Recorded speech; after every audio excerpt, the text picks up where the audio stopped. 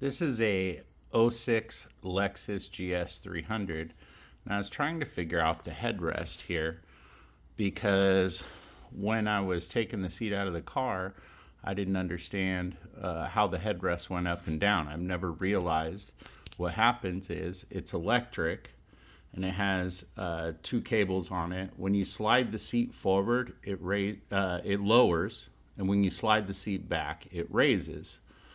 So I was like, that's weird. So I went ahead and pulled the seat out, and when I took the back off, which this plastic back comes off, there's a couple Phillips screws here. When you get it flipped over, you can get to the Phillips screws easier.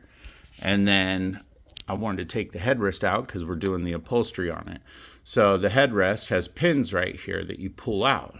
But what I also discovered, because there's no button to lift or lower the headrest with power, but when I pulled the upholstery off, I will show you now, there is a button hidden. So there's no marking on the actual upholstery, but the button is hidden right here.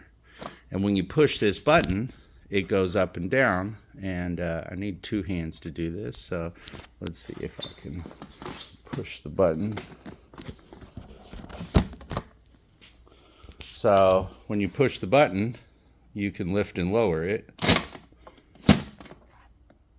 and it's hidden in the upholstery. So I didn't see a video on this, so I thought it was quite interesting and thought I'd show, because most people don't realize, and I didn't, that there was a button here to adjust the headrest. So if you do have it back and you want it down, that's how you do it. Thanks for watching.